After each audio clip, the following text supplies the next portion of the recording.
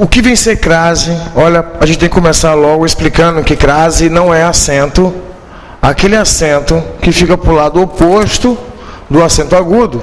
Não é crase, aquele acento é chamado de acento grave.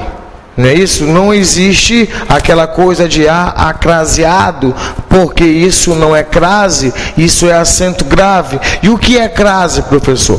Crase é a fusão de vogais idênticas. Quem seriam essas vogais idênticas?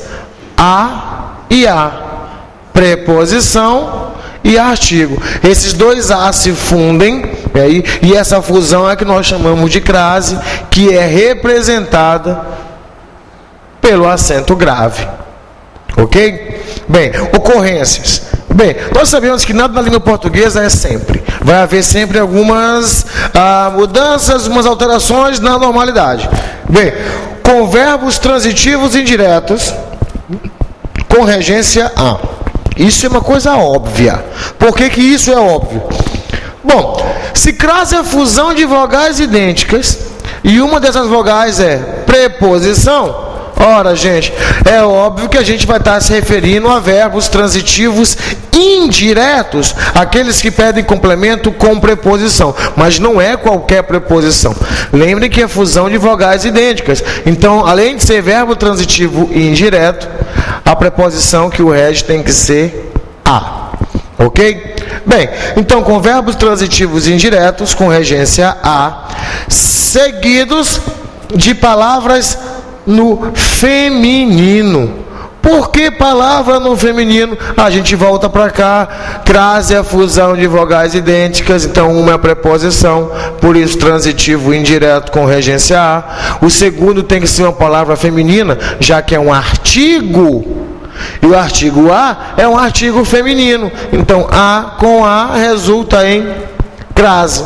Olha só, o verbo assistir, nós já vimos em outras aulas, que no sentido de ver, ele é um transitivo indireto com regência A. Quem assiste, assiste a algo. Isso no sentido de ver, ok? Bem, assisto a novela. Eu já sei que no sentido de ver, esse verbo aqui é transitivo indireto, ok? Então, quem assiste, assiste a. O que eu assisto? A novela. Novela, por sua vez, é um substantivo, mas é um substantivo feminino. Então, qual é o artigo que ele precisa? A. Quem assiste, assiste a. A que? A novela.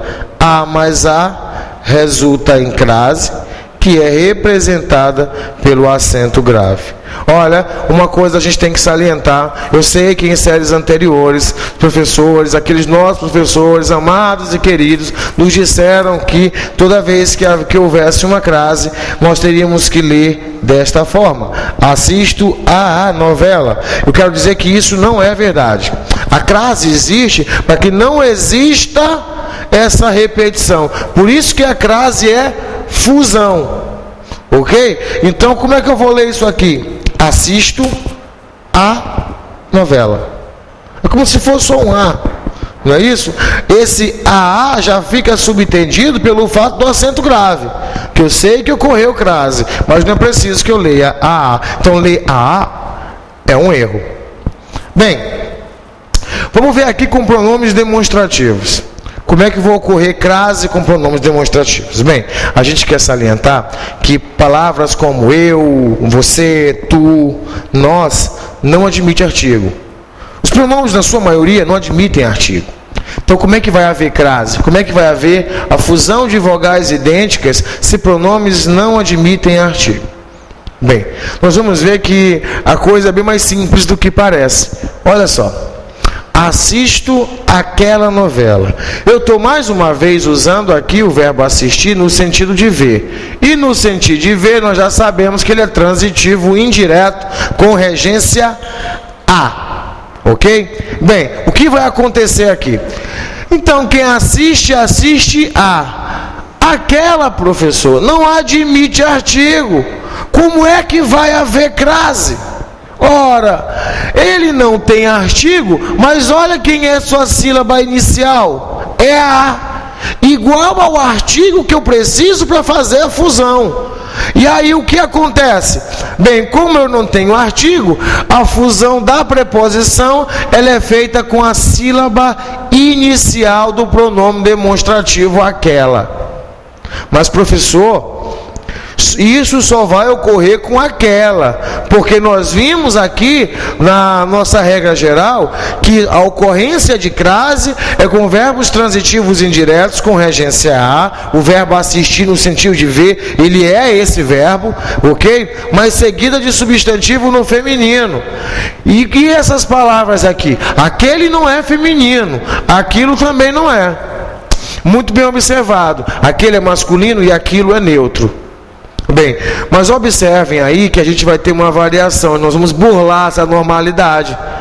Eu não admite artigo, ainda é masculino e o outro é neutro, pode ser qualquer coisa. O que vai acontecer?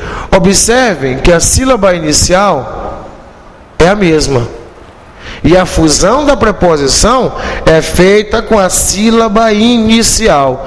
Então, mesmo que fosse assisto aquela novela, assisto aquele filme, assisto aquilo tudo, todas teriam ocorrência de crase, todas levariam um acento grave. Por quê, professor?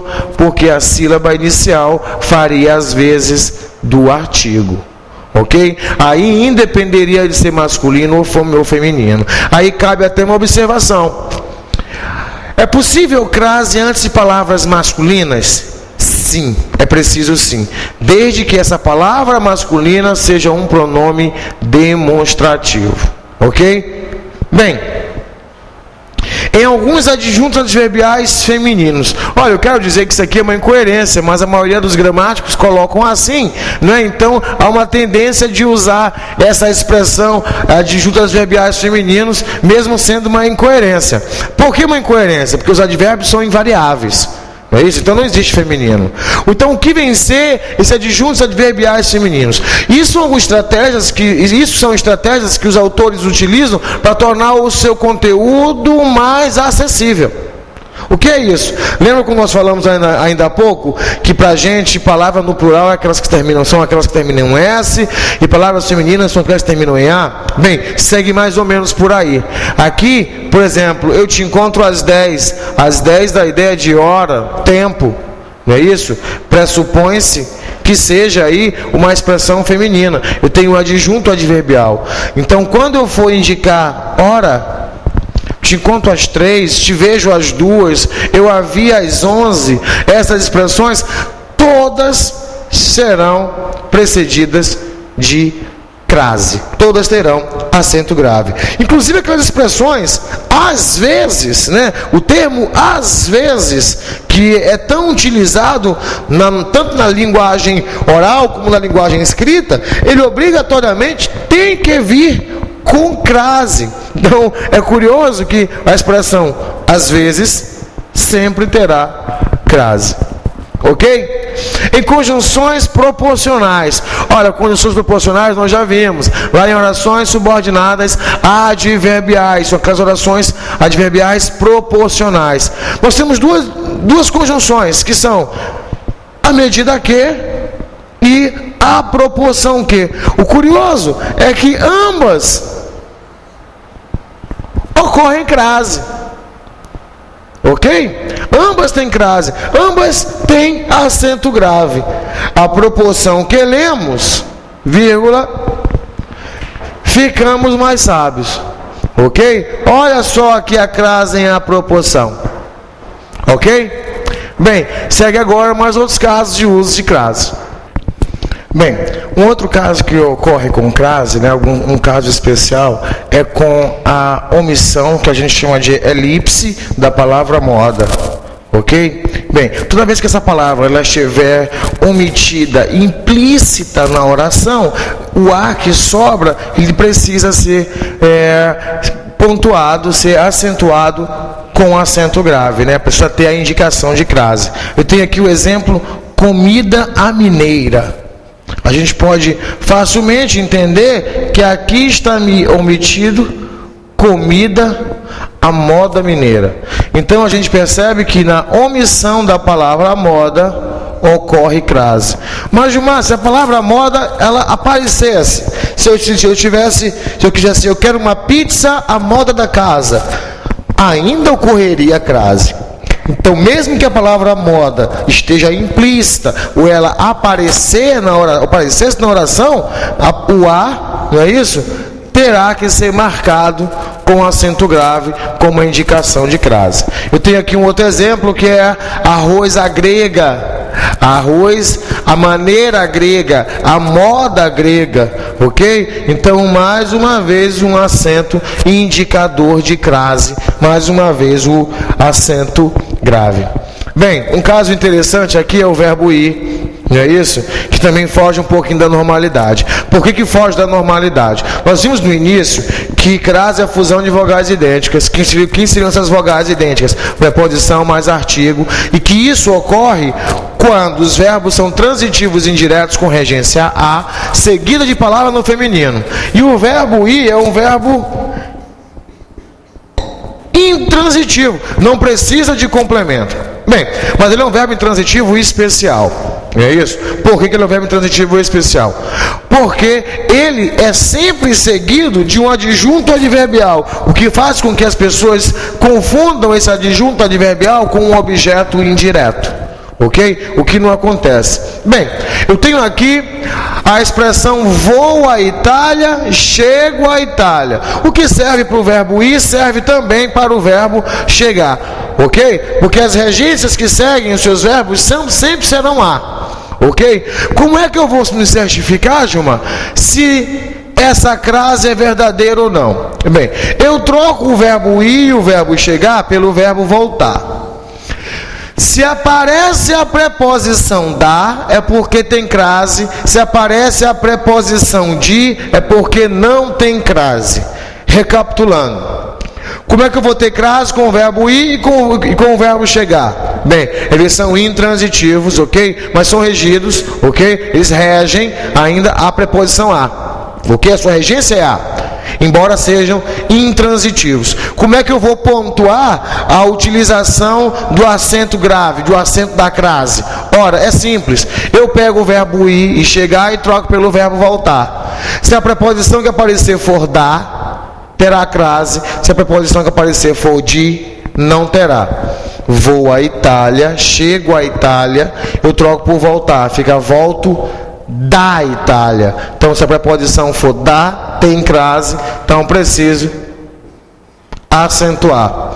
Vou a Paris, chego a Paris, troco por voltar, fica volto de Paris. Ok? Aí eu não terei crase. Como é que eu faço para pontuar crase após o verbo ir e chegar, que são intransitivos? Troco pelo verbo voltar. Se a preposição que aparece for de, não tem crase. Se a preposição for da, terá. Ok? Um caso interessante aqui é com as palavras casa e terra. Não é isso? Por quê? Quando elas forem utilizadas no seu sentido genérico, o que é sentido genérico? Casa, moradia, lá, né? E terra, chão, barro, o oposto a mar. O indivíduo está no mar, vou à terra. Vai sair da água e ir para o chão. Ok? Quando terra e casa forem utilizados nesse sentido, não poderão ser antecedidas de crase. Só poderão ter crase se estiverem especificadas. Olha só. Vou à casa. Se eu troco por voltar, fica volto de casa. Por isso não tem crase. Ok? Por isso não tem crase. Recapitulando, a palavra casa e terra só serão antecedidas de crase se tiverem especificadas. Eu tenho vou à casa, não é isso? Troco ir por voltar, que nós já vimos aqui, fica volto de casa. Então não tem crase. Mas bem aqui, ó, vou à casa do amor. Reparem que do amor está especificando, está caracterizando o substantivo casa. Aí vai haver crase. Por quê? Se eu troco o verbo ir pelo verbo voltar, fica como? Volto da casa do amor. Então a palavra casa está especificada. Por isso Por isso, né, foi antecedida de crase. Mas, professor, se a frase fosse vou à terra, teria crase? Bem, depende da carga semântica da palavra terra. Se ela for oposição a mar, não é isso? No caso, chão, não terá crase. Mas eu posso dizer que volto da terra. Mas quando tu fala volta da terra, não é terra comum. Aí a gente está falando de terra com letra maiúscula. E aqui já está mais do que especificado. Ali é terra planeta, ok? Então, observem aí se esse terra for com letra maiúscula ou não. Porque se não for com letra maiúscula, não tem crase. Se a letra for maiúscula, terá, porque já está especificada. É terra planeta. Ok, gente? Até a próxima. Bem, dando um prosseguimento ao assunto de crase, fizemos algumas anotações aqui de alguns casos facultativos e casos em que não se deve usar crase. Nós vimos que a crase é a fusão de vogais idênticas, né? É o a preposição mais o a artigo. Isso geralmente, nós vimos que nem sempre é dessa forma. Bem, e vimos que ele ocorre após verbos transitivos indiretos com regência a, seguido de palavras femininas. Vimos também que podemos usar crase na indicação de hora, né, de tempo, às 12, às 13, às 14, às 23. Toda vez que formos indicar hora, nós temos que colocar também o acento grave indicador de crase. Vimos em outros casos também a colocação de crase em palavras que indicam lugar. Vimos que estas palavras precisam ser especificadas caso precise levar o acento da crase, né, que é o acento grave. Bem, o que seriam os casos facultativos, né, em casos em que eu posso ou não colocar o acento grave? Primeiro, antes de nomes próprios femininos. É isso? Ora, gente, se eu quero começar uma frase com um nome Patrícia, que ela seja com um sujeito, eu posso começar minha frase com Patrícia foi ao cinema, ou a Patrícia foi ao cinema. A utilização do artigo antes do nome Patrícia não é algo obrigatório. Isso é algo geral, é algo comum entre nomes próprios femininos, a utilização de artigo. Então, como não há uma regularidade, não há uma obrigatoriedade na utilização do artigo, o mesmo ocorrerá com relação à crase. Aqui, nós sabemos que o verbo dar é um verbo transitivo direto e indireto, um verbo bitransitivo, um verbo biobjetivo, como queiram, ok? Quem dá algo, no caso de um presente, que é aqui meu objeto direto. Quem dá algo a alguém. Aqui eu dei um presente à Tibúcia. A regência do verbo dar é a. Quem dá algo a alguém. Bem, ora, Tibúcia, nome próprio feminino. Como nós já falamos anteriormente, a utilização de artigo é facultativa. Logo, o de crase também. Então me permite essas duas construções, uma sem o acento grave e a outra com o acento grave. Lembrando que o verbo dar é um verbo transitivo direto e indireto. Aqui a Tibúcia vai ser meu objeto indireto, a junção da preposição com o artigo. Como o uso de artigo é facultativo, o uso da crase também. Bem, o meu segundo caso diz que antes de pronomes possessivos, isso é interessante a gente dar uma relembrada nisso aí. Antes de pronome possessivo, também é facultativo o uso de artigo, né? Minha terra tem palmeiras, a minha terra tem palmeiras. A mesma coisa, antes do pronome possessivo, não há uma obrigatoriedade na utilização de artigo. O mesmo ocorrerá com o acento grave indicador de crase. Né? Eu conservei aqui o mesmo verbo dar, que é um verbo bitransitivo. Quem dá algo, no caso dei um presente, meu objeto direto. A regência eu já sei, é a. quem dada algo a alguém, eu dei a quem? A minha irmã.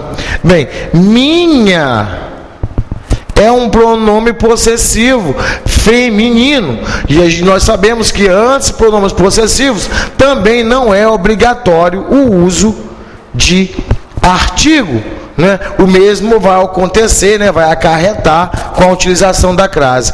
Gilmar, se eu não tivesse um pronome possessivo, se fosse ele deu um presente à irmã, aí eu teria que ter crase, ok? Aqui só ficou facultativo, porque minha é um pronome possessivo, e assim como nomes próprios femininos, a utilização de artigo ela não é obrigatória.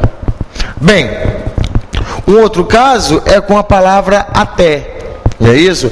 A estrada vai até a praia, ok? Vai me permitir essas duas construções. Ora, sem o acento grave de indicador de crase, ora com acento, ok?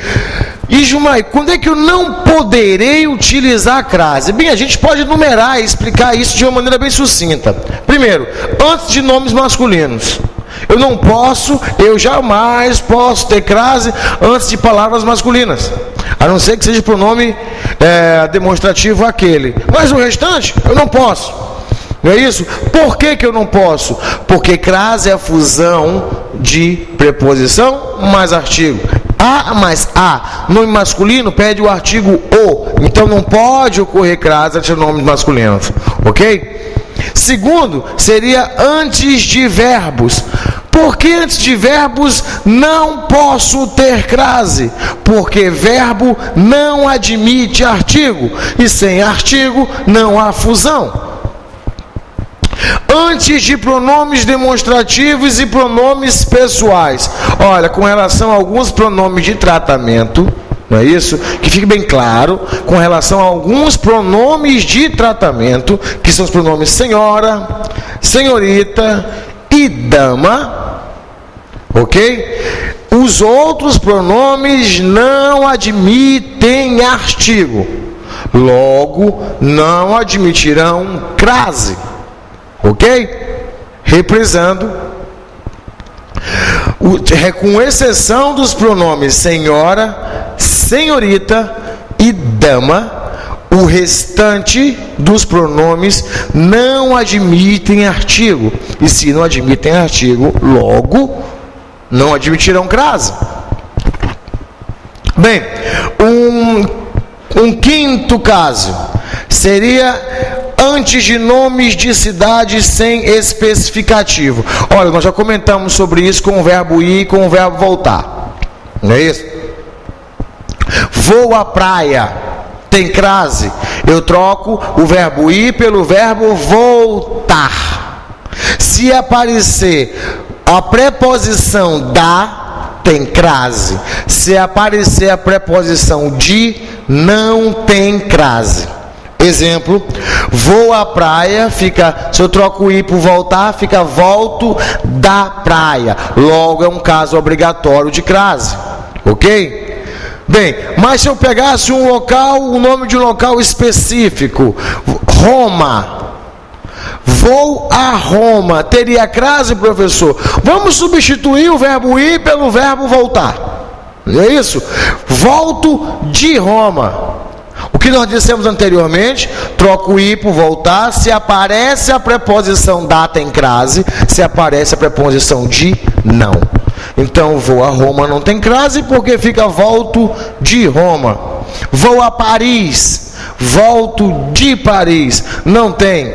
Vou a Coab, volto da Coab, vai ter crase.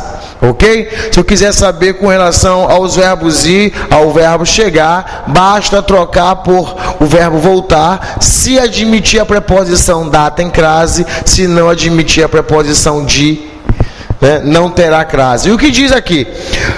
Antes de nome de cidade sem especificativo. Nós já falamos ali ainda há pouco que vou a Roma não teria crase. Porque fica volto de Roma. Mas se eu quisesse especificar esse nome Roma, Se eu colocasse vou a Roma dos imperadores, se eu troco por voltar, fica volto da Roma dos imperadores. Olha como houve uma mudança da preposição de para a preposição da.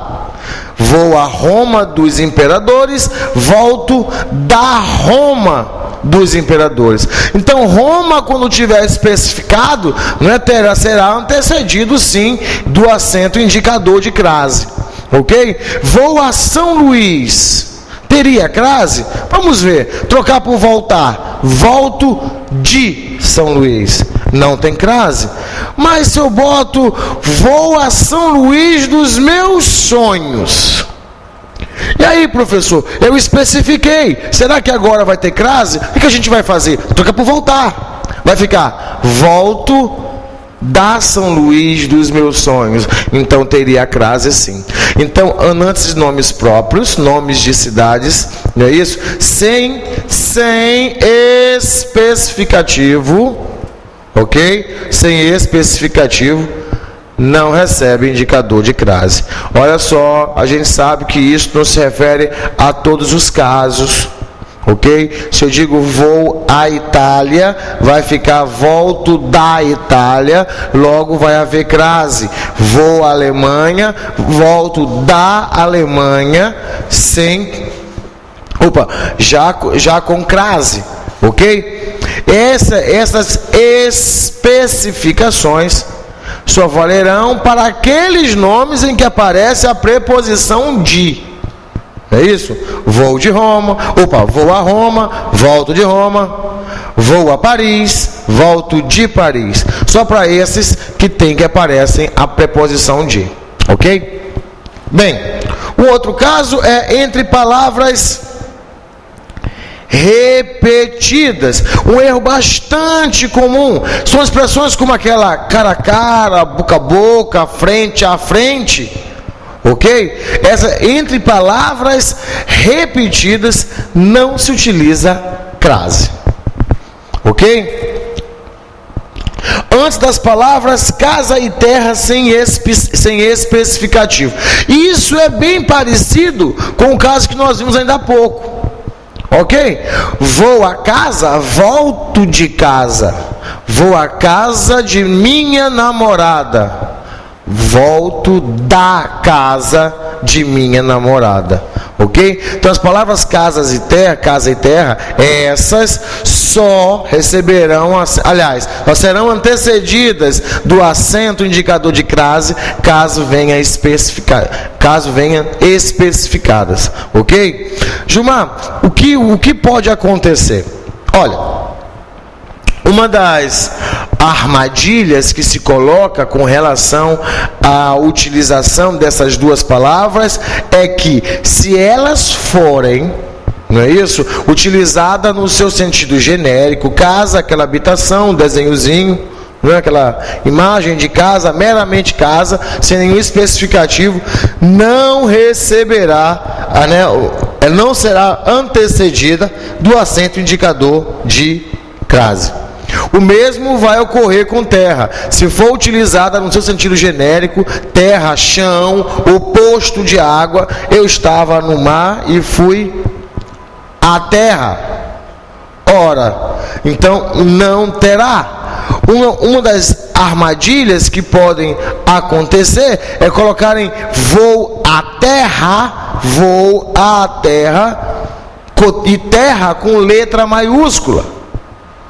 Bem, quando terra tiver com letra maiúscula, aí é referente ao planeta, ok? Então está mais do que especificado.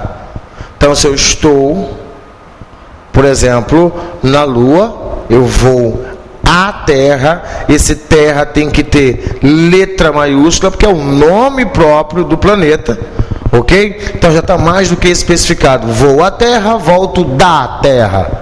Mas isso só vai acontecer se o T de terra tiver letra maiúscula, ok? O restante, casa e terra, em outro sentido, precisarão estar especificados para poder receber isso aí. Vou à casa de minha namorada, volto da casa de minha namorada. Vou à terra, volto de terra. ok? Porque terra aí não teria a letra maiúscula. Se tivesse, já teria o acento grave. Mas vamos especificar a frase. Vou à terra dos meus pais. Volto da terra dos meus pais. Ok? Então aí são alguns casos, né? Seriam os casos em que a gente não pode, em hipótese alguma, colocar o acento indicador de crase. Vamos reprisá-los? Ok? Antes de nomes masculinos, porque esse não admite artigo. Antes de verbos, idem. Pronomes demonstrativos, a mesma coisa. Pronomes pessoais. Nomes de cidades, sem especificativo, entre palavras repetidas, antes das palavras casa e terra, e sem especificativo. Ok? Só falando dos pronomes, com exceção de alguns pronomes de tratamento, né? Senhora, dama, senhorita, o restante não admite artigo, logo não admite crase. Bem, nós vamos falar agora sobre colocação pronominal. Nós vamos pegar o início, aquela parte mais leve, até chegar àquela colocação propriamente dita, que tem até nome estabelecido, que seria próclise, mesóclise e ênclise. Mas vamos começar pelos casos mais simplórios e vamos reconhecê-los. Aqui eu fiz algumas anotações. Eu tenho aqui os pronomes retos e tenho os pronomes oblíquos. Vamos ver o que seria, né, essa colocação pronominal. Como é que eu os utilizaria? Olha, primeiro, os pronomes retos, todos eles funcionam como sujeito. Os pronomes oblíquos como complemento. Ok? Lógico, vai haver casos extraordinários em que eu terei algumas mudanças. Ok? Mas a priori seria isso. Pronomes retos funcionam como sujeito, pronomes oblíquos como complemento. Ok? Quais seriam os primeiros casos que nós teríamos para poder evidenciar? Olha só. Vamos logo identificar os dois primeiros. Eu e tu só pode única e exclusivamente funcionar como sujeito. O que isso quer dizer? Toda vez que eu tiver um eu ou um tu, ou os dois na mesma oração, eles têm que ser o sujeito da oração, ou a minha frase vai estar errada. Porque eu e tu só admite ser sujeito, não admite outra função sintática. E os demais, professor? Ele, nós, vós, ele, nós, vós e eles. E esses pronomes? Ele, nós, vós e eles. Olha, como eu já falei, os pronomes retos, eles funcionam como sujeito. Então, eles também vão funcionar como sujeito. Só que também poderão ser complemento. Ok? Se preposicionado. Como é que é, professor? Dá para explicar? Olha, eu disse que os pronomes retos funcionam como sujeito, e todos eles funcionam como sujeito, não é isso? Eu e tu só como sujeito. Os demais funcionam como sujeito também, só que também podem funcionar como complemento. E para funcionar como complemento, eles precisam estar preposicionados. Ok? Senão a minha frase vai estar equivocada, vai estar errada. Ok? Vamos aqui ver um exemplo. Todos concordavam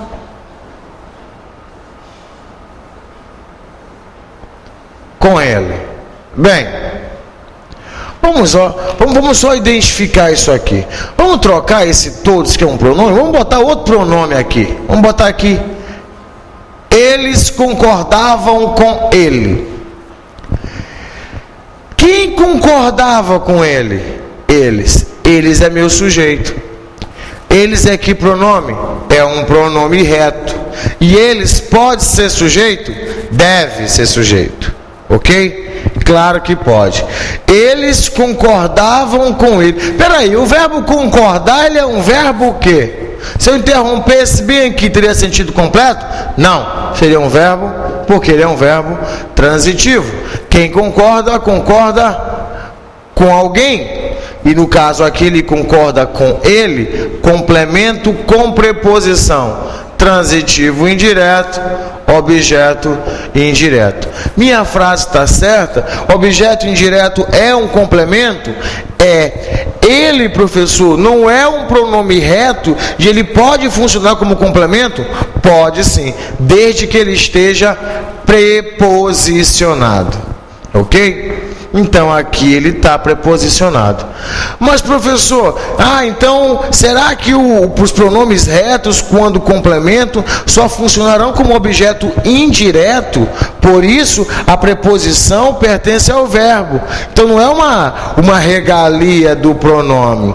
Não. Até quando os verbos são transitivos diretos, ok? Até mesmo quando os verbos são transitivos diretos, e esses pronomes, com exceção de eu e tu, que não funcionam como complemento, né? E os outros pronomes que funcionam como complemento, ok? Mesmo se o verbo for VTD, transitivo direto, eles precisam estar preposicionados, ok?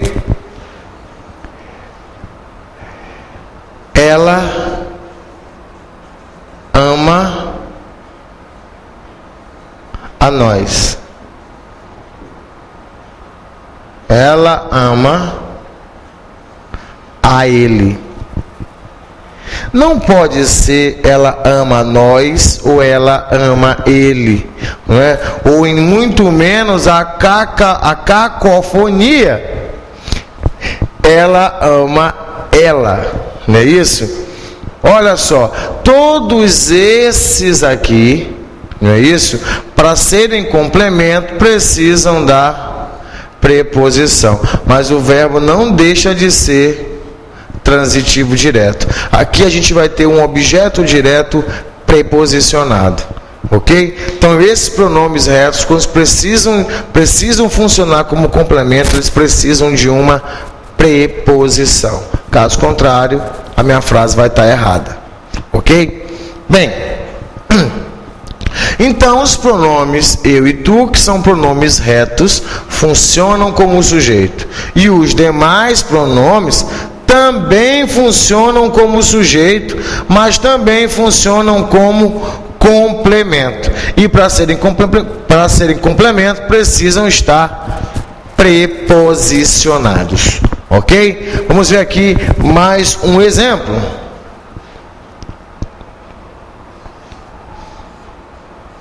O livro é para te ler.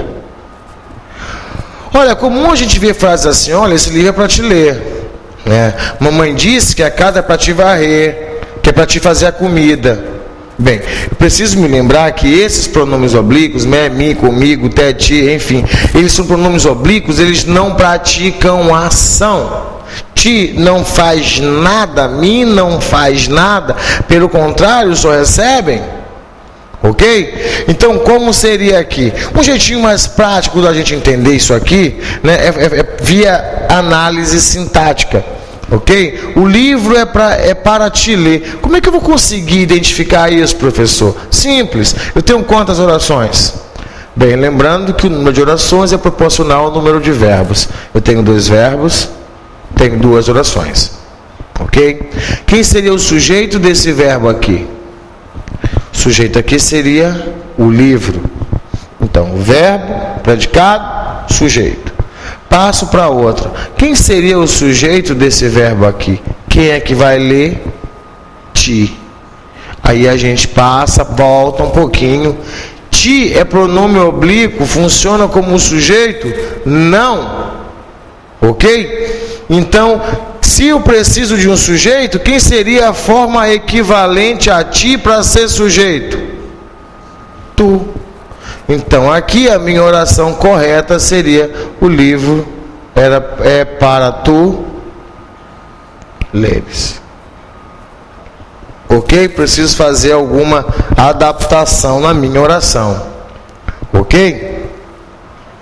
Mas, professor, se eu resolvo tirar o verbo, eu só tenho agora uma oração. O livro é para tu.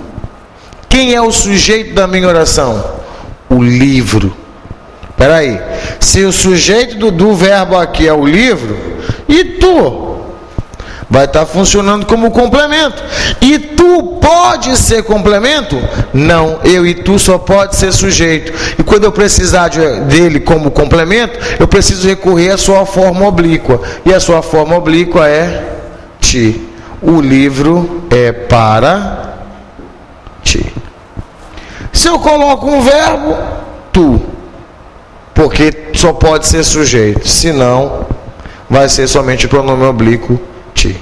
Ok? Pronomes eu e tu só funcionam como sujeito, os demais como sujeito e complemento, desde que preposicionados. Ok? E se eu precisar de eu e tu como complemento, ou dos demais, se eu não quiser preposicioná-los, eu posso trocar pela forma oblíqua. Ok? Vamos fazer aqui mais um teste. Eu vi ela. Olha só que frase curiosa. Bem, primeiro aqui a gente percebe que eu tenho uma cacofonia. O que é cacofonia? É o som errado, o som feio. Me dá aqui viela. Viela seria uma rua pequena, uma rua estreita, difícil acesso. Não é isso?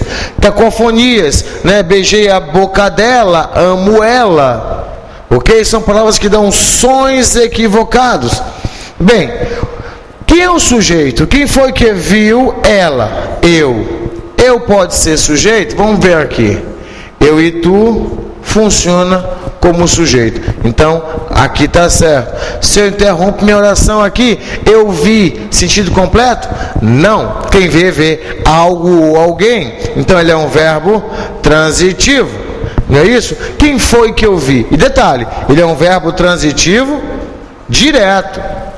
Não é isso? E quem seria aí o complemento? Quem vê alguém. Eu vi quem? Ela. Aí nós voltamos mais um pouquinho e vamos ver que a terceira pessoa do singular funciona como complemento, sim, mas precisa estar preposicionado. Então, eu vi ela não está correto. Qual é a forma que eu tenho mais usual, professor? Olha, a maioria opta por substituir o pronome reto por um pronome oblíquo. Ok? Eu a vi. Não é isso? A gente percebe que a é um pronome de terceira pessoa. Não é isso? E se é ela, ok? O pronome que pode substituí-lo é a. Eu a vi, ou eu vi a ela. Porque lembra que ela, para ser complemento, tem que estar preposicionado. Ok? Bem, os demais pronomes nós já sabemos, eles funcionam como complemento. Ok? Então vamos ver agora mais um caso, mais alguns casos curiosos com relação à colocação pronominal. Bem, nós temos uns casos bem curiosos com relação à colocação pronominal. Olha só, nós já falamos que eu e tu só pode funcionar como sujeito, e quando eles não forem sujeito, eles precisam ser substituídos pelos seus pronomes oblíquos equivalentes. Bem, eu tenho aqui eu e tu, e tenho aqui ti e mim. Eu preciso completar esses espaços aqui com com dois desses elementos. Bem, relembrando, eu e tu só funcionam como sujeito, e mim e ti só funciona como complemento. Eu preciso saber se nesses passos o que eu vou colocar é um sujeito ou é um complemento. Como é que vai ficar? Não existem problemas entre eu e tu, ou não existem problemas entre mim e ti e mim. Bem, curioso é que se a gente coloca ti e mim, fica muito esquisito. Isso não quer dizer que vai estar errado. Ou será? Vamos ver aqui rapidinho. Vamos fazer perguntas ao verbo. Vamos descobrir quem é o sujeito da minha oração. O que não existem? O que não existem é problemas. E problemas logo vai ser o meu sujeito. Se eu já tenho um sujeito na oração, o que eu vou precisar é de um complemento. Ok? Então, o sujeito eu já tenho. Quem que vai ser complemento? Eu e tu ou ti e mim? Ti e mim. Então não existem problemas entre ti e mim. Ok? Fica esquisito, mas fica certo. Ok? A gente precisa lembrar que eu e tu só funciona como sujeito. E o sujeito eu já tenho aqui. São problemas. Mas olha que oração, olha a outra. Não é isso? Bem, mas tem um negócio curioso aí. Eu tenho aí uma relação com o verbo existir e com o verbo haver. Não é não? Não há problemas entre. Há uma regra que fala quando eu tenho o verbo haver no sentido de existir. E aí, como é que fica a minha oração? Vai ficar do mesmo jeito? Vai ficar igual. Por que vai ficar igual? Toda vez que eu tenho o verbo haver, no sentido de existir, eu tenho aí uma oração sem sujeito. E eu e tu só funciona como sujeito. Se a minha oração não tem sujeito, mais uma vez, ti e mim. Ok? Olha, nós não podemos esquecer que além da colocação pronominal, das funções, dos pronomes que funcionam como sujeito e complemento, há algo chamado uniformidade. O que é essa uniformidade? Se tu começas a te referir a um verbo de segunda, tu tens que colocar pronomes de segunda e vice-versa. Ok? Não adianta você começar a colocar um pronome de terceira e usar um pronome de segunda, ou usar um pronome de segunda e botar um verbo de terceira. Isso acontece com muita frequência. Bem, vamos ver o que é essa uniformidade pronominal. Olha só. Quero falar contigo para te contar a verdade. Será que eu poderia botar quero falar contigo para lhe contar a verdade? Será que isso é permitido? Vamos ver. Contigo é um pronome de que pessoa? Nós vimos ainda há pouco, né, que contigo é um pronome oblíquo de segunda pessoa do singular. Então eu preciso utilizar pronomes de segunda pessoa do singular caso eu queira dar uniformidade ao meu texto. Então aqui, se é contigo, o seu referencial é ti. Ok? Mas Gilmar, olha aqui, eu quero falar com você. Você é um pronome de tratamento, não é isso? E a gente sabe que um pronome de tratamento ele se equivale à terceira pessoa do singular. Então, quero falar com você para lhe contar. Observem também que lhe é um pronome oblíquo de terceira pessoa. Então aqui eu tenho uma uniformidade. Eu não poderia ter o oposto. Quero falar com você para te contar a verdade. Porque o meu pronome é você, é de terceira, eu preciso usar um outro pronome de terceira. Ok? Um outro caso bem curioso é com relação às funções sintáticas de alguns pronomes. Por exemplo, os pronomes oblíquos. Os pronomes oblíquos. O, a, os, as. Essas criaturas só funcionam como objeto direto. Ok? O pronome lhes, não é isso? Ou li, vamos botar esse S entre parênteses, li ou lis, Esses aqui funcionam como objeto indireto. O problema é que não para por aí. Ok? Os pronomes li e lis funcionam também como pronomes possessivos e ainda como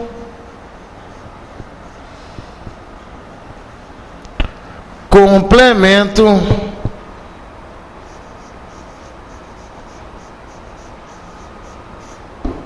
nominal. Ok? Vamos ver alguns casos aqui. Vamos ver alguns casos e vamos checar, né? Vamos chocar também com relação às nossas normas para ver se elas estão corretas ou não.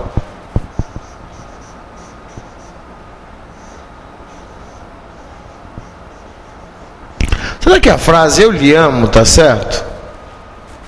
Bem, o que eu preciso me lembrar é que o a só como objeto direto, li, lis enquanto complemento verbal, como objeto indireto. Não é isso? Eu sei que aqui é mas é muito mais usual dizer eu te amo, né? Preciso me lembrar que aqueles têm funções específicas. Os demais, ti, mi, nos, vos, pode ser tanto objeto direto quanto objeto indireto. Vamos ver como é que funciona isso aí. Na minha oração aqui, eu é o sujeito, verbo, o amar, aqui é meu verbo. É um verbo transitivo. Quem ama, ama alguém. Então ele é um verbo transitivo direto. E observem que objeto direto são esses aqui. Não esse. Então a minha frase correta seria eu a amo. Eu o amo, eu os amo, eu as amo. Mas jamais eu lhe amo, porque o verbo amar é um verbo transitivo direto. Logo precisa de um objeto direto. Ok? Vamos ver mais uma oração aqui.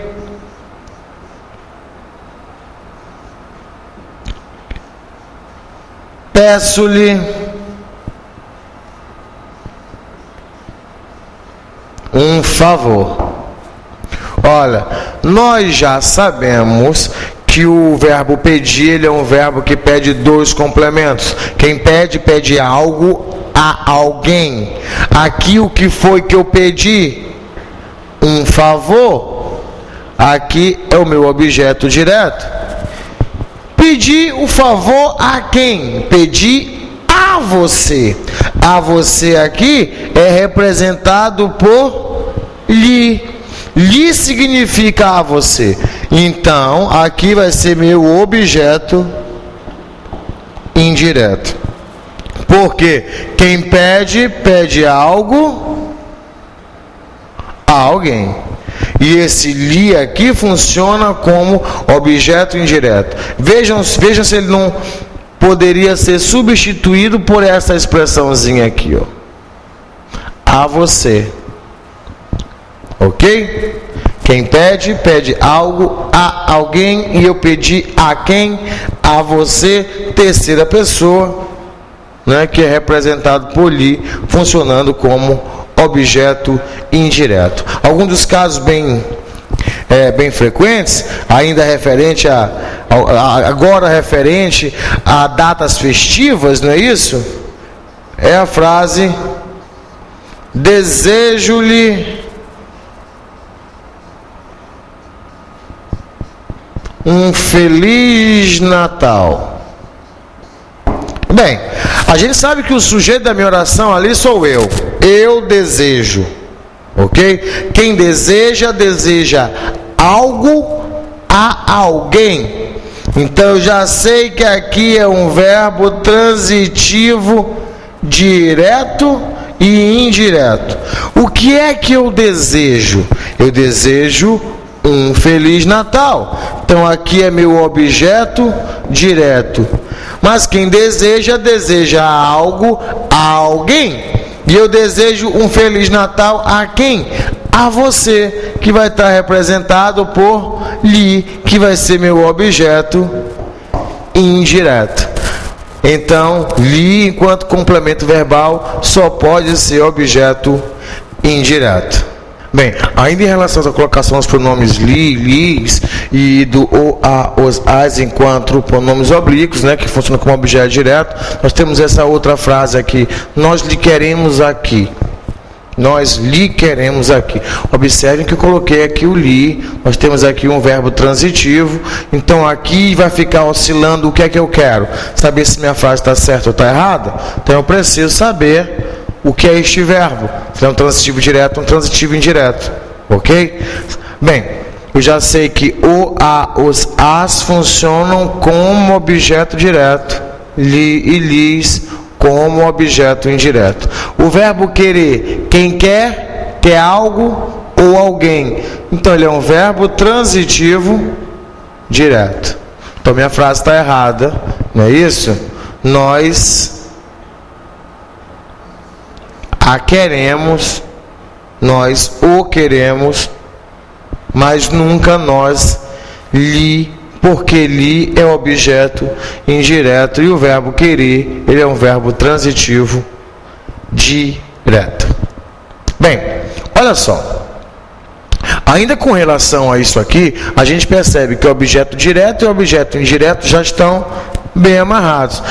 Fica faltando conhecer quando é que o li é um pronome possessivo e um complemento nominal. Olha, li vai ser um pronome possessivo toda vez que ele for substituível por um pronome possessivo. Quando é que isso ocorre? Olha,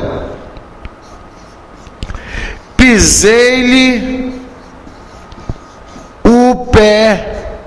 Olha só, vejam se isso aqui eu posso trocar por a você, como a gente fazia quando o li funcionava como objeto indireto. Claro que não. Olhem aqui, pisei-lhe o pé. Será que eu não posso trocar isso aqui por pisei seu pé? Posso. Então aqui o li é um pronome possessivo, mas vale lembrar que quando ele é pronome possessivo não é função sintática, é morfológica, é identificação de classe gramatical. Quando ele é pronome possessivo, a sua função é adjunto adnominal. Ok? Por quê? Porque vai estar junto ao nome. Bem,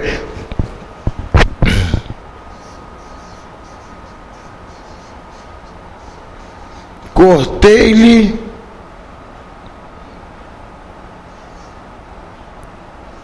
o cabelo. Cortei-lhe as unhas. A gente percebe aqui que pela ordem de substituição seria cortei seu cabelo e cortei suas unhas. Então aqui eu tenho o li funcionando como pronome possessivo. E quando ele é pronome possessivo, ele funciona como adjunto adnominal. Um outro caso que a gente tem ainda é o li funcionando como complemento nominal, né? Como complemento verbal, a gente já viu, ele é objeto indireto. O curioso é que quando ele é complemento nominal, ele também pode ser substituído por a você. Ok? Então, quando ele é complemento, ele é substituível por a você. Falta saber se o complemento é nominal ou se o complemento é verbal, objeto indireto. Porque quando ele é pronome possessivo, eu já sei. Eu troco por seu ou sua e vai estar resolvido. Ok? Vamos ver aqui um caso. A prova lhe será útil. Bem, o que a gente tem que ver logo de imediato aí é quem é o sujeito da minha oração. Quem é o sujeito? O que é que será útil? A prova. Ok? Quem é o verbo? Olha, o verbo aqui é o verbo ser.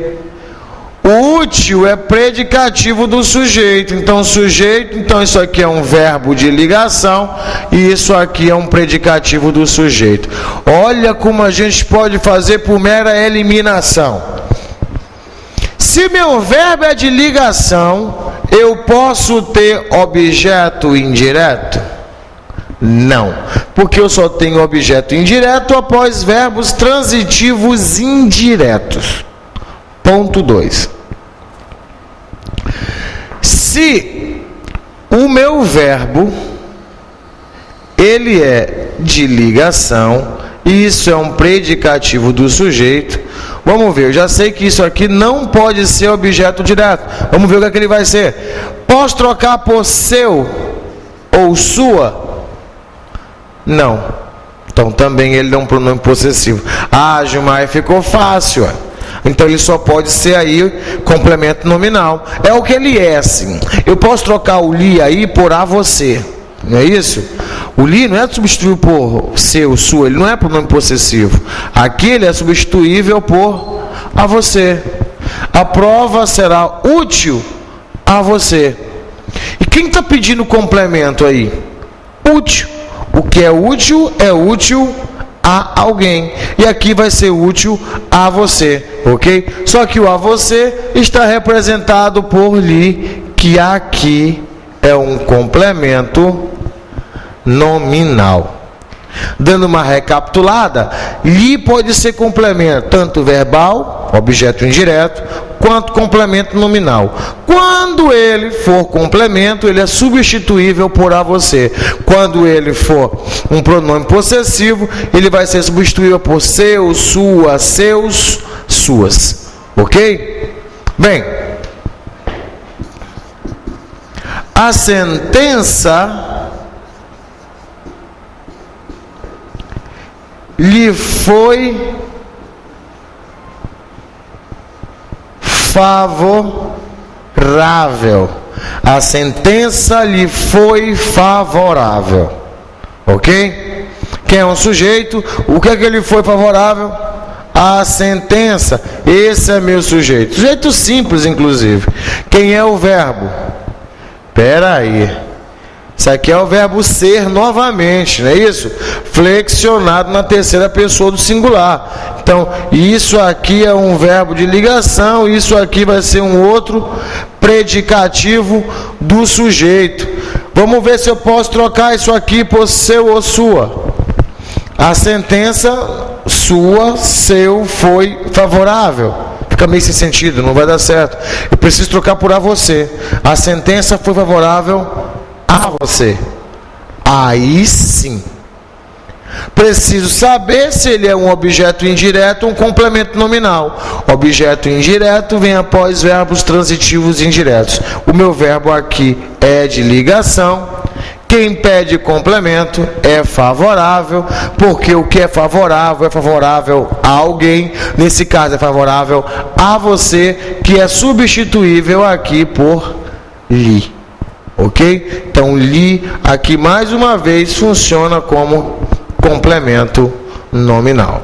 Próclise, mesóclise e ênclise ainda é colocação pronominal, né? Ainda são colocação pronominal. Ok? Então, vamos ver isso aqui, como é que vai ser. Quando é que eu tenho próclise? Próclise é quando o pronome oblíquo está antes do verbo. São frases como eu te amo. Percebam que o pronome oblíquo ele está vindo antes do verbo. E isso é o que eu chamo de próclise. Mesóclise. Mesóclise é quando o pronome oblíquo está no meio do verbo. Mas como é que pode ficar no meio do verbo? Pode sim.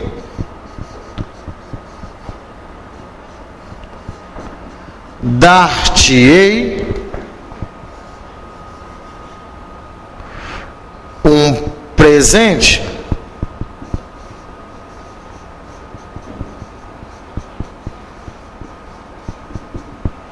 Ok? E ênclise é quando o pronome oblíquo está depois do verbo. Ok? Como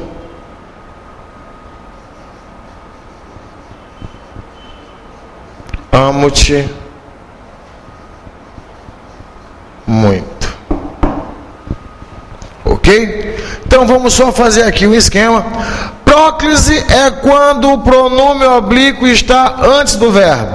Mesóclise no meio do verbo e ênclise depois do verbo. Coisas que eu jamais devo fazer. Aluno, nunca, mas nunca deve-se iniciar uma oração por próclise. O que isso quer dizer? Eu não posso começar nenhuma frase por pronome oblíquo. Frases como te amo, te quero, te mato, te odeio. Essas frases gramaticalmente não existem devido à sua colocação. Ok? Quando eu tenho frases como te amo, o que eu devo fazer?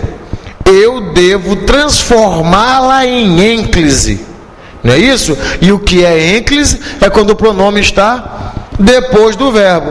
Então, em vez de ser te amo, a minha frase tem que ser amo-te. Ok? A não ser que eu queira colocar um sujeito na minha oração, aí ficaria eu te amo.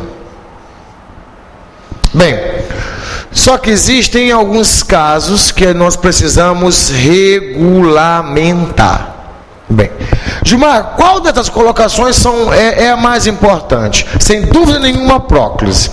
Ok? A próclise é o caso primeiro, não é isso? Só terei mesóclise e ênclise se nada me garantir próclise. Gilmar, quais são os elementos que garantem a próclise? São os que nós chamamos de partículas atrativas, elementos atrativos, que vão chamar o pronome oblíquo para perto de si. Quem seriam esses elementos atrativos? Nós poderíamos fazer uma relação. Bem, vamos tirar um pouquinho isso daqui e vamos ver isso aqui. Bem, quem são os elementos que garantiriam a próclise?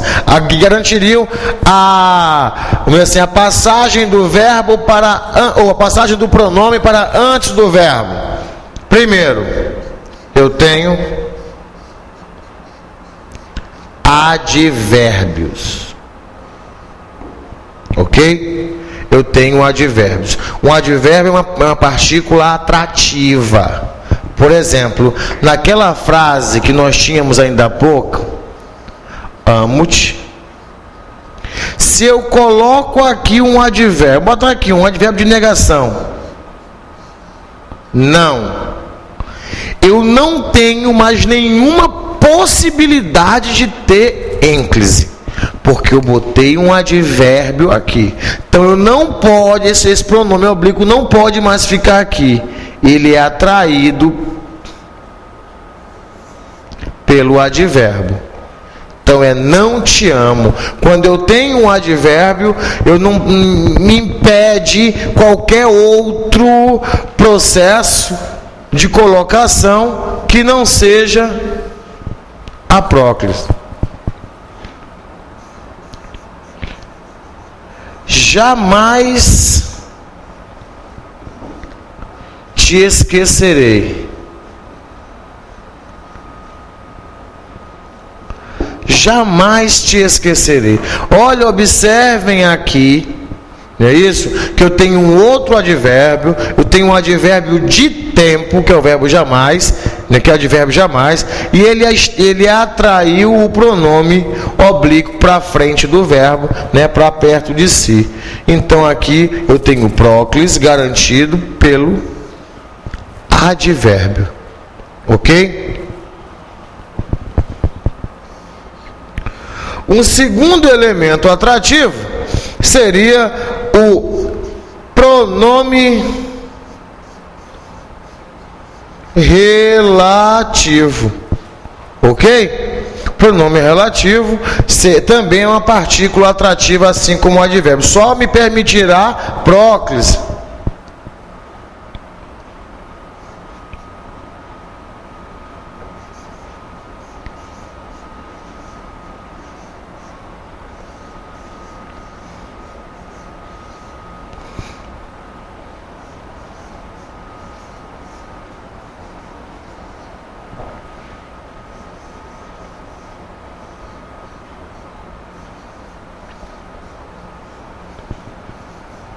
Bem, esta é a garota que me bateu. Observem aqui que eu tenho um que. Esse que aqui eu posso trocar por a qual, o que já garante que ele é um pronome relativo.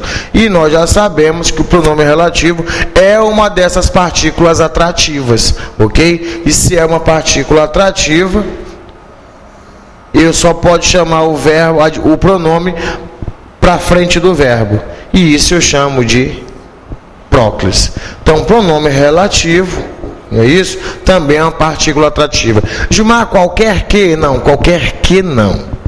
É isso? Aqui eu tenho um pronome relativo. Quando é que um que é um pronome relativo? Quando eu posso substituí-lo por o qual ou a qual e suas variações, os quais, as quais. Bem,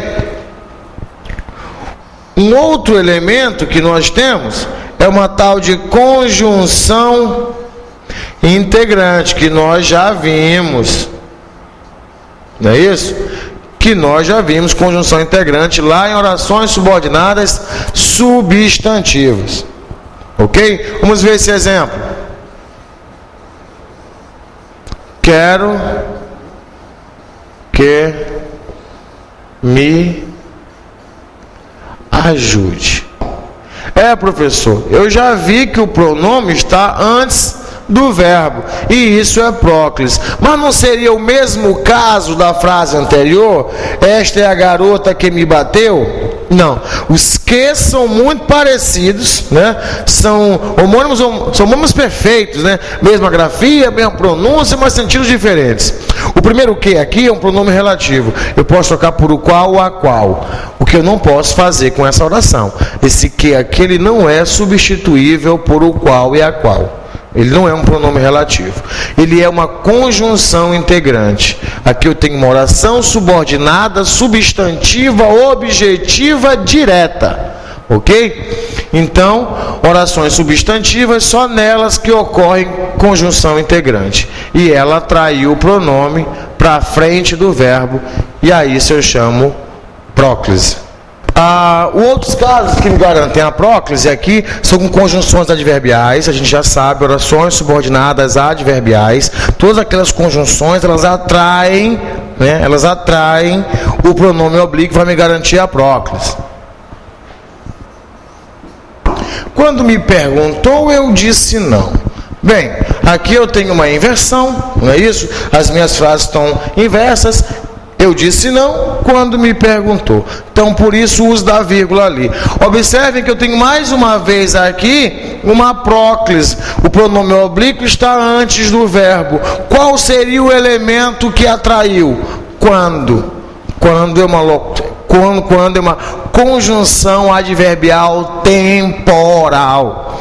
E a gente já sabe que as conjunções adverbiais, não é isso? São partículas atrativas. Ok? O outro é em frases optativas. Ok?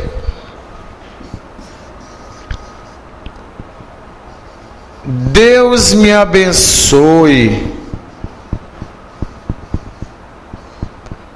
Deus me abençoe.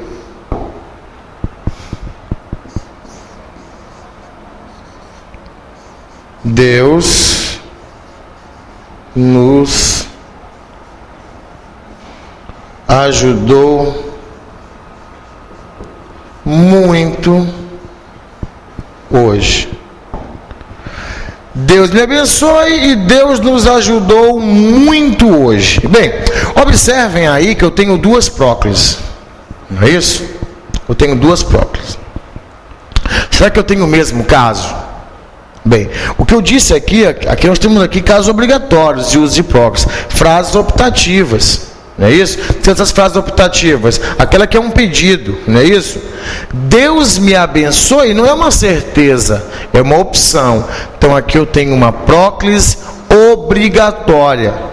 Ok? Porque eu tenho uma frase optativa. Na outra, Deus nos ajudou muito hoje. Isso não é uma opção, isso é uma certeza. Ok? Mas, Gilmar, por que está aqui Deus nos ajudou? Aqui está a próclise igual a outra, só que a primeira é obrigatória.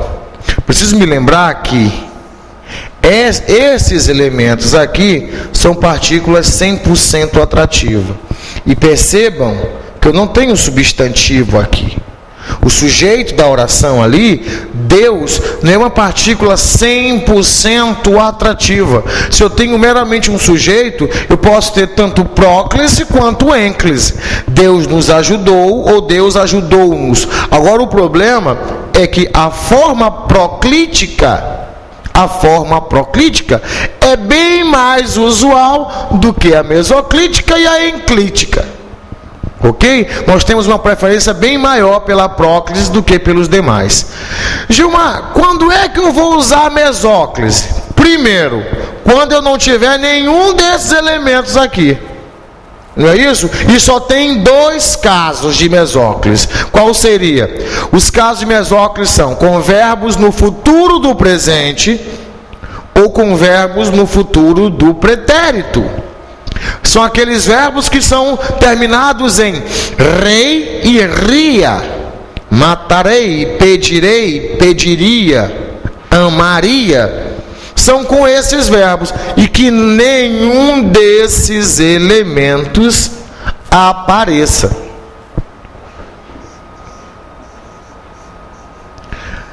Dar-te-ei uma flor. Observem que o verbo é darei, ó. Está aqui o radical e está aqui a desinência. O verbo é darei. E o pronome está no meio. E o verbo aqui está no futuro do presente. Não é isso? Porque eu só posso ter mesóclise com verbos no futuro do presente ou futuro no pretérito. Gilmar, como é que seria no futuro do pretérito? Eu tiraria aqui o rei e botaria dar-te-ia, que ficava daria a ti. Mas como é futuro do, agora aqui é futuro do pretérito, não é isso? Eu vou ter mesóclise. Mas se eu botasse bem aqui assim, não dar-te-ia uma flor, está errado, porque não é o que? Não é um advérbio. Bem, gente, uma das relações entre as palavras em uma oração é a regência. Essa regência ela pode ser verbal ou ela pode ser nominal. Se a gente pegar verbal para poder relembrar o que vem a ser regência, a gente sabe que vai encontrar o quê? Verbos transitivos, não é isso? Ou seja, verbos que pedem complemento. E essa relação entre verbo e complemento, ela é estabelecida às vezes via preposição. Só que isso não é uma característica tipicamente de verbos. Essa característica também ocorre com nomes, seja ele substantivos, adjetivos ou advérbios. Assim como tem verbos que pedem complemento, existem nomes que também pedem complemento. E essa relação entre quem pede e quem é o complemento é estabelecida através, geralmente, de uma preposição. Nós podemos pegar uma oração simples como: eu tenho medo cachorro. A gente vai perceber que está faltando uma preposição, que a oração não pode ser eu tenho medo cachorro, e sim eu tenho medo de cachorro. Então a relação é feita via a preposição de. Então a gente pode dizer que a palavra medo, ela pede complemento. Ok? Então, ela seria uma espécie de nome transitivo. Um nome que precisa de um complemento, né? E a relação entre esse nome e esse complemento é feita através da preposição de. Nós temos aqui uma série de outros casos que podem trazer alguma dificuldade, tanto na sua oralidade, quanto na sua forma escrita de uso da língua. Ok? Bem, nós já sabemos que a regência é a relação, a regência nominal, ela é a relação entre o nome e seu complemento via preposição, ok? Bem, quem é adepto de alguma coisa. Eu sou adepto de uma vida saudável, eu sou adepto de acordar tarde, eu sou adepto de não arrumar o quarto. Ok? Quem está alheio a alguma coisa. Ok? Quem está ansioso para fazer algo ou por algo. Ok? Essas são as relações de nomes e suas regências, de nomes e suas preposição. Aversão, ok? Ser contrário. Eu sou averso a ou sou averso por. São as duas regências, são as duas preposições que a palavra aversão pode pedir. O curioso é que a gente pode encontrar palavras com 2, 3, até 4 preposições. Ok? Quem está ciente de alguma coisa. Se eu tenho uma substância, ela é composta por ou ela é composta de. Não composta com. O uso da preposição com para o nome composto é um erro de regência. A preposição com não é aceita. Quem está contente, olha só um caso que nós temos 3 preposições. Está contente com você, por você ou de você está aqui. Então aqui eu tenho um caso que eu tenho 3 preposições com a palavra contente. Quem é digno de alguma coisa. Ok? Favorável. Eu sou a favor de, mas sou favorável a. Feliz. Olha que caso interessante. Olha só quantas preposições nós temos para o adjetivo feliz. Estou feliz de você estar aqui. Estou feliz com que possamos conversar. Estou feliz por você. Eu estou feliz em estar em sua casa. Então aí a gente tem uma relação de várias preposições, não é isso? Várias preposições para o mesmo adjetivo. O curioso é que se isso fosse um verbo, para que pudesse ter tantas preposições ou regências diferentes, o que aconteceria? Eu teria que mudar o sentido, o que não acontece com a regência nominal. Quem está imune a ou está imune de algo. Livre, quem está livre de alguma coisa. Simpatia. Ok? Simpatia, 2 regências. A e por. Com, não.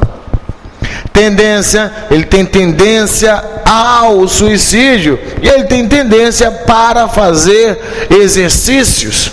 Então temos aqui mais 2 regências. A união, eu faço união com você, união entre ambos e união às outras pessoas.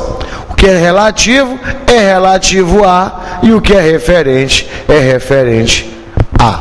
Ok? Então aqui a gente vê alguns estudos de algumas preposições e alguns nomes que seriam transitivos, precisam de complemento e tem a sua relação via preposição.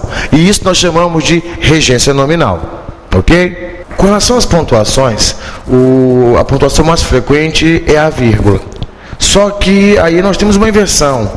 Como ela é a mais frequente, ela deveria ser a mais sabida. Porém, isso não é uma verdade. Nós não temos dificuldade nenhuma em usar um ponto de interrogação, usar 2 pontos, um ponto final, um ponto parágrafo, vai lá, um ponto continuando. Mas a vírgula, isso por ser mais comum, nós deveríamos dominar o seu uso. E o contrário, nós não sabemos o uso de vírgula. Poucas pessoas sabem o uso adequado de vírgula. Bem, eu tenho que saber que a vírgula, primeiro, ela é feita para ser uma pausa rápida. A gente tem que lembrar que nós somos seres pulmonados, nós precisamos respirar para poder continuar falando. E essa capacidade respiratória, ela não é igual para todos os seres. Então tem pessoas que têm uma capacidade maior respiratória, enquanto outras não. Então, não podemos estar regulando somente o uso de vírgula devido à capacidade respiratória, porque aí nós não teríamos parâmetros. Bem, então, quais são os casos que a gente pode colocar, podemos colocar a vírgula? Primeiro, eu aqui selecionei uma enumeração. O sujeito composto é um excelente exemplo de enumeração, né? Eu, Márcia, Lígia, saímos. Observem que o meu sujeito, ele está separado por vírgula. Nós podemos fazer uma série de outros exemplos. Se eu fosse enumerar as coisas que eu tenho no meu quarto tem 2 pontos. Aí eu começo a minha enumeração: cama, vírgula, guarda-roupa, vírgula, armário, vírgula, computador, vírgula. O curioso é que nesse aspecto de enumeração, que fique bem ciente, nós podemos usar tanto a vírgula quanto o ponto e vírgula, ok? Então a enumeração seria o primeiro caso de uso de vírgula e ponto e vírgula. O segundo caso é para separar localidades de datas. Nós, quando vamos preencher algum documento, ou para retirada de cartão de crédito, ou meramente para abrir uma conta, receber o cartão de estudante, a gente percebe que lá no finalzinho tem um campo que tem assim: São Luís, ou o nome da cidade, e depois vem a data. Eu tenho que me lembrar que aqui dá a ideia de lugar e aqui dá a ideia de tempo. Ambos funcionam como advérbios. Ok? Então eu preciso separá-los. E aí eu tenho meu segundo caso de vírgulas, que é para separar localidades e datas. O meu terceiro caso são em adjuntos adverbiais deslocados. Bem, o que quer dizer isso? Adjunto adverbial é a única função que o advérbio pode desempenhar. É adjunto adverbial. E o local que ele precisa ocupar na oração é oposto ao de sujeito. Assim como o sujeito, na ordem direta, tem que ser o primeiro elemento, o adjunto adverbial tem que ser o último. E toda vez que ele não for o último, ele precisa ser isolado por vírgula. Ok? Porque ele vai estar deslocado. Aqui, hoje cedo, comprei um jornal. Olha, hoje cedo dá ideia de tempo.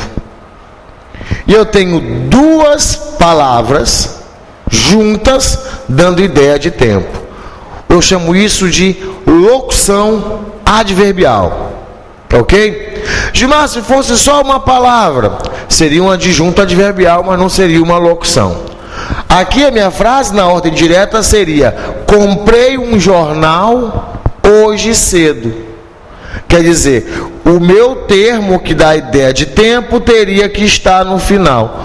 Como ele não está,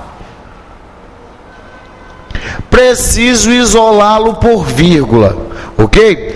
O curioso é que, se fosse só um dos elementos, se fosse só hoje comprei um jornal, ou cedo comprei um jornal, o uso de vírgula não seria obrigatório, seria facultativo. Eu colocaria se eu quiser. Ok? É até bem mais frequente encontrar em textos, quando eu tenho um adjunto adverbial deslocado simples, né, formado só por uma palavra, a não inclusão da vírgula. Mas eu posso colocar assim, ok? Só que o uso é facultativo, fica a meu critério.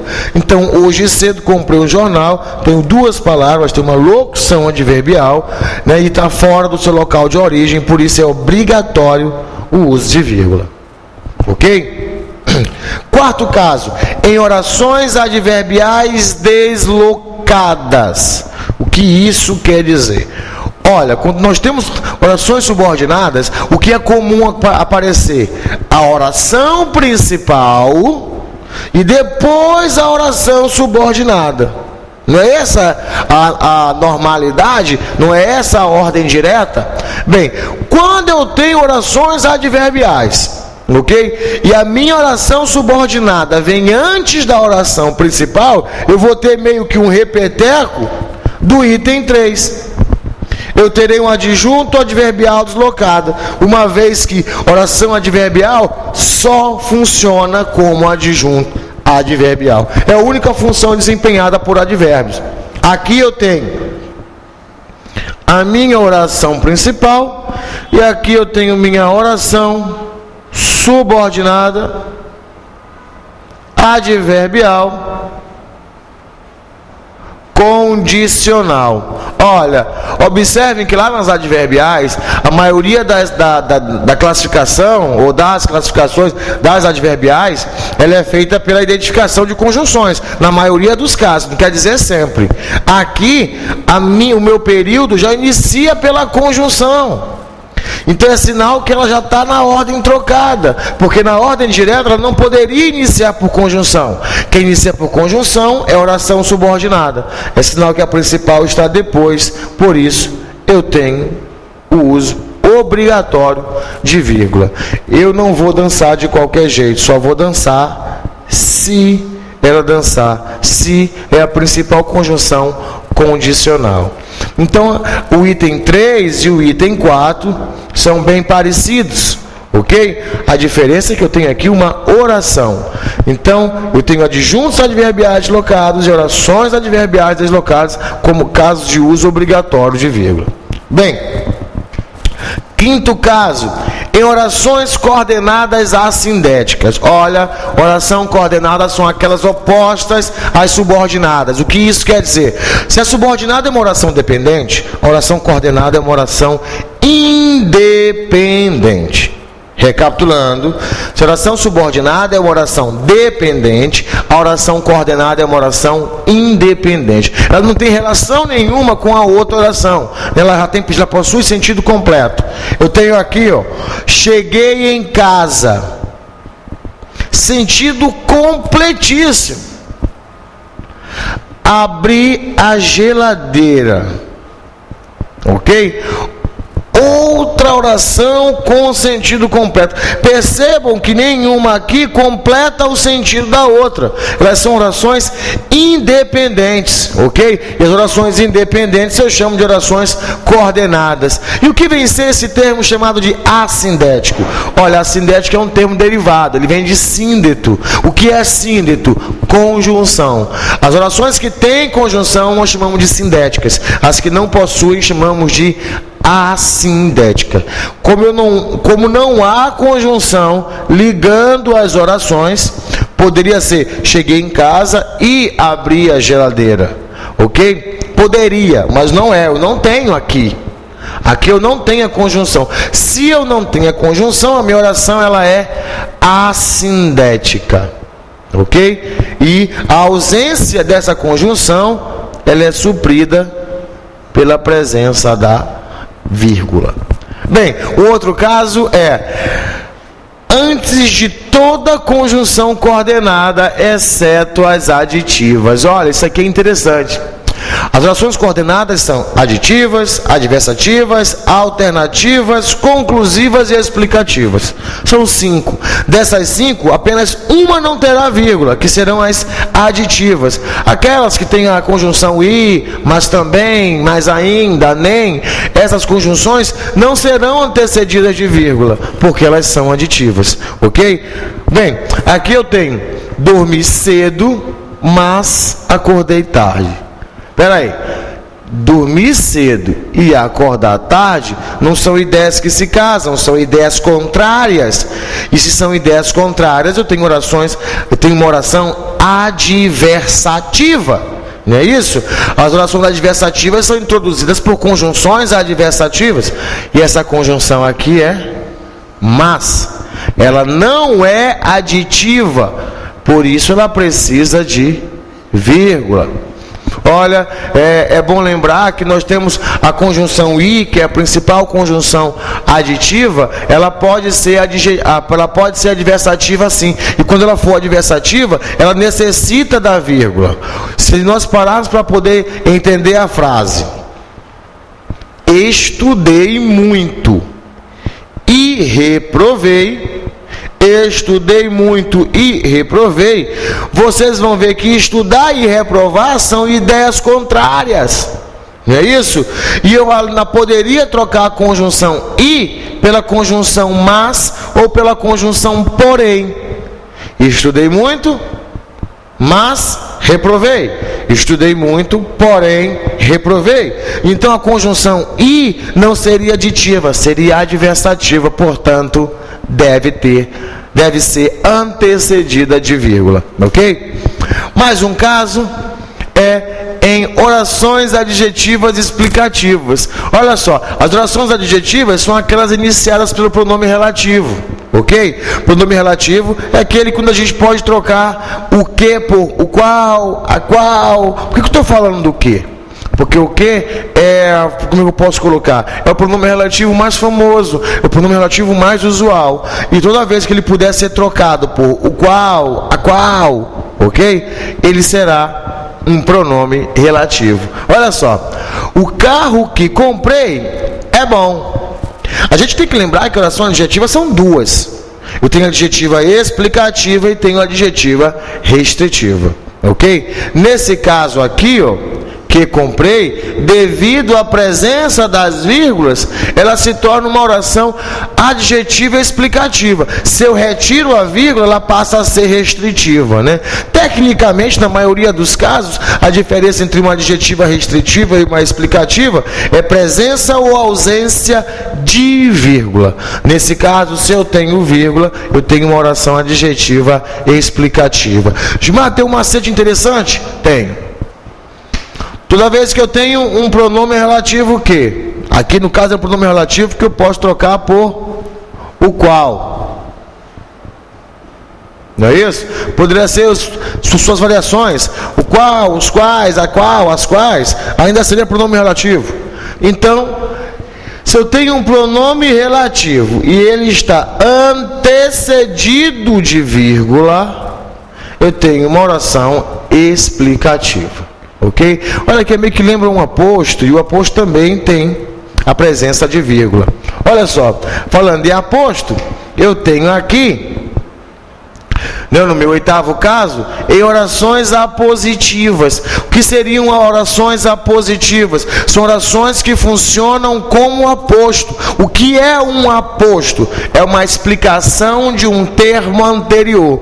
As orações apositivas, elas vêm após vírgula ou após dois pontos. Mas como o nosso caso aqui é estudo de vírgula, então vamos só ver a questão da vírgula aqui. Só quero lhe dizer uma coisa. Que coisa é essa? Dá para saber que coisa é essa? Não, não dá para saber. Eu preciso de uma explicação, eu preciso de um aposto. E o aposto vem após vírgula. Só quero dizer uma coisa, que seja feliz. Ok? Então, que seja feliz está explicando o termo coisa.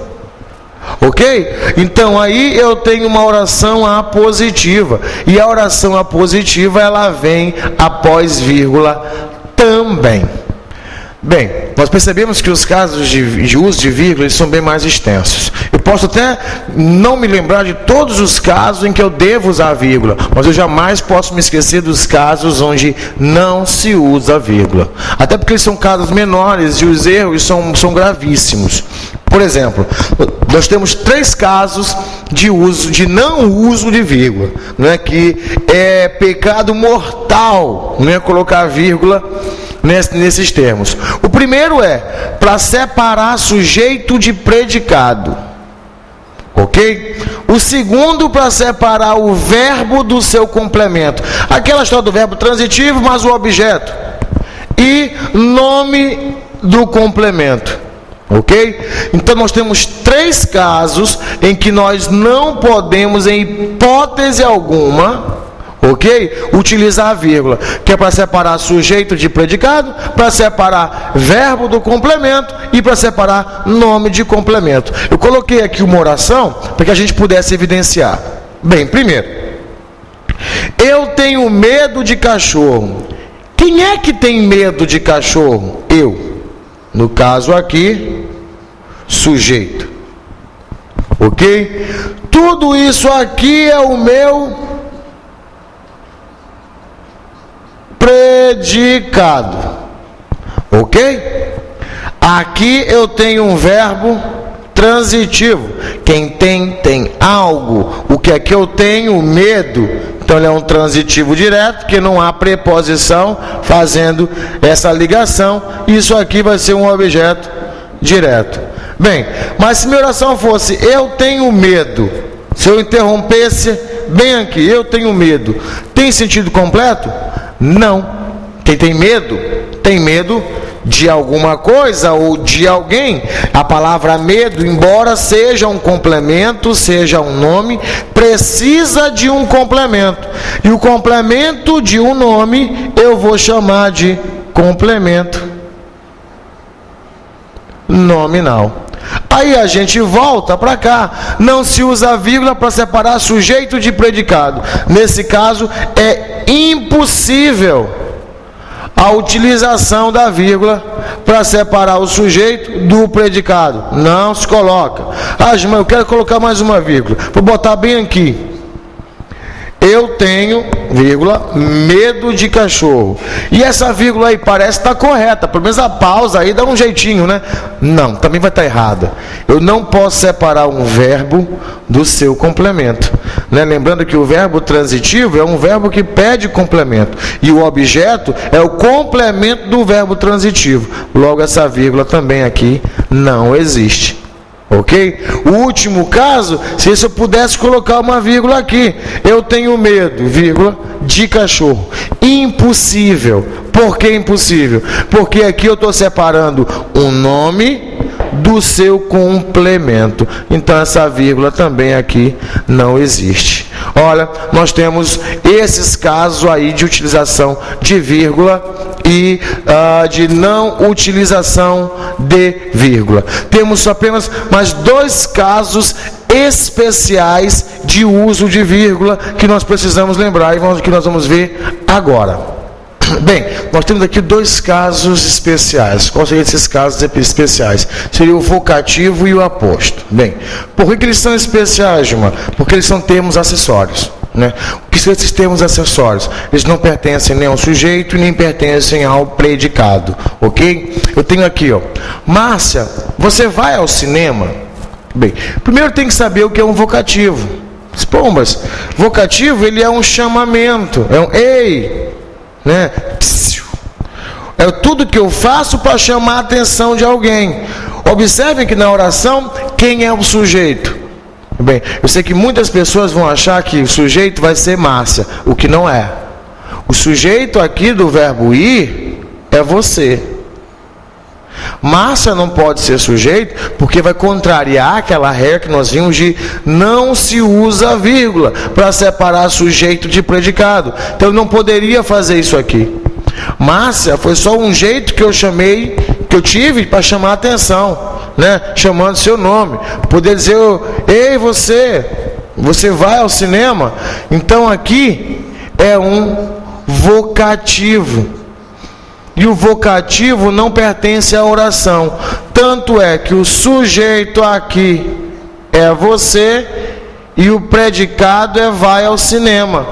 Então observem que Márcia não pertence nem ao sujeito e nem ao predicado. Ele é um termo acessório. Por isso, independente da posição que ele ocupe na oração, ele tem que vir isolado por vírgula. Ok? O segundo caso também é um termo acessório, é um aposto. O que é um aposto? Nós já vimos aposto ainda há pouco, quando falamos de orações apositivas, não é isso? O aposto, ele explica um termo anterior.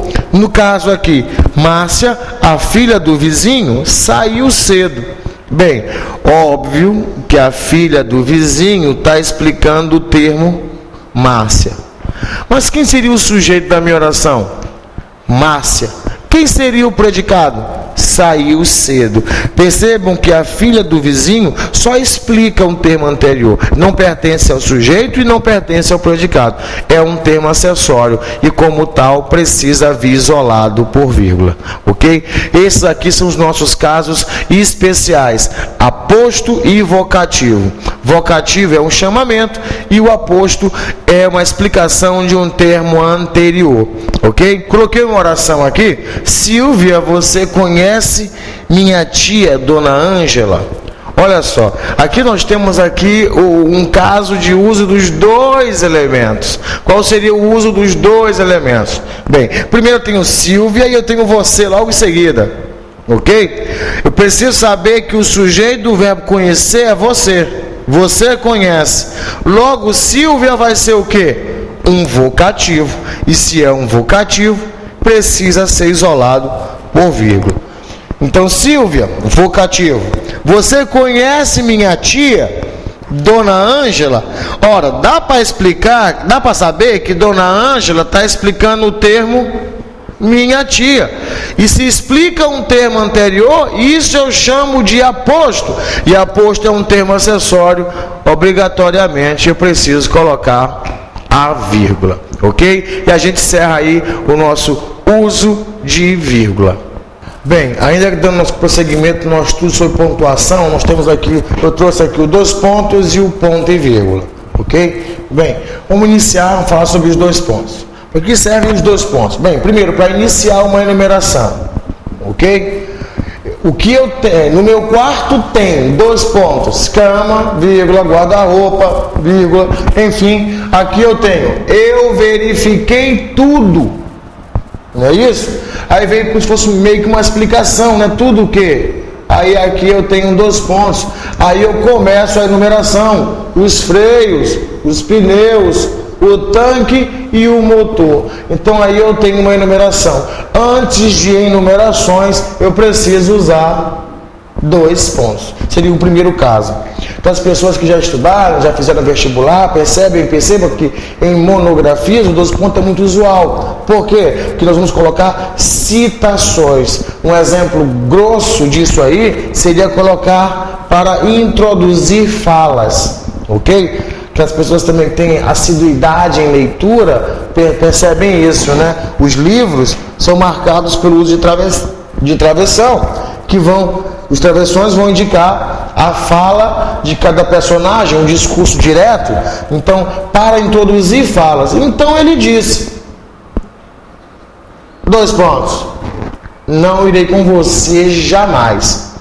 Observem que a fala da personagem vem após o uso de dois pontos, ok? Bem, então aí nós temos aqui os casos principais de uso dos pontos, não é isso? Para iniciar uma enumeração e para introduzir as falas das personagens, ok? Bem, nós temos ali o ponto e vírgula, que também vamos dizer assim, ele não é muito usual, não é muito estudado, não é nem muito utilizado nos textos. Primeiro, para separar orações coordenadas que já tenham vírgulas. Nós já sabemos o que são orações coordenadas, são orações independentes. Começa a esboçar com pontos soltos de alguns sons a curva de uma frase musical, mas logo se detém e volta e se perde numa incoerência monótona, ok? Isso aqui é uma frase de Rubem Braga, ok? Nós temos aqui, ó, começa a esboçar, vírgula, com pontos soltos de alguns sons. A gente percebe que isso aqui tudo é uma frase. Começa a esboçar com pontos soltos de alguns sons. Com pontos soltos seria um adjunto adverbial de companhia. Ok? Então faz tudo dentro da mesma frase. Começa a esboçar com pontos soltos de alguns sons. Né? Já temos aqui. Aí termina meu primeiro período. Não é isso? A curva de uma frase musical. Mas logo se detém. Observem a curva de uma frase musical, mas logo se detém. Olha, gente, a gente precisa entender uma coisa, olha só. Começa a esboçar os pontos soltos de alguns sons, a curva de uma frase musical. Percebam que a minha oração, né, a minha oração coordenada assindética, não é isso? Ela vem terminar aqui, ó. Aqui eu tenho uma vírgula, ela vem terminar aqui, no ponto e vírgula. Mas por que, professor? Olha, a gente precisa lembrar que para ser oração tem que ter verbo. Começa a esboçar com pontos soltos de alguns sons a curva de uma frase musical. O que ele começa a esboçar? A curva de uma frase musical. Aí está a minha oração coordenada assindética, porque com pontos soltos de alguns sons é um adjunto adverbial de companhia, ok? Nós vamos usar ponto e vírgula também, as orações coordenadas, elas forem extensas, né? Como é o caso aqui. Aqui, além de ser extensa, eu tenho vírgula. Então, para separar orações coordenadas que já tenham vírgula. Então, começa a esboçar com pontos soltos de alguns sons a curva de uma frase musical. Volto a repetir. Com pontos soltos de alguns sons, seria um adjunto adverbial de companhia, ok? Não pertenceria à oração, mas eu tenho vírgula, por quê? Porque nós já falamos sobre o uso de vírgula, do adjunto adverbial deslocado. O local que ele tem que ocupar na oração é a última, aqui ele está no meio, precisa ser isolado. Poderia até eliminar da oração, ficaria, começa a esboçar a curva de uma frase musical, mas logo se detém e volta, ok? Observem aqui o meu ponto e vírgula. Ah, professor, como é que a gente pode justificar essa vírgula? Bem, de duas formas. Eu posso colocar isso aqui para separar orações coordenadas que já tenham vírgula, ou em orações coordenadas muito extensas. Esses seriam os casos de uso de ponto e vírgula. A gente precisa também se deter a uma coisa, que ele não é meramente vírgula, ele é ponto e vírgula. E o que isso quer dizer? Isso quer dizer que a pausa feita por um ponto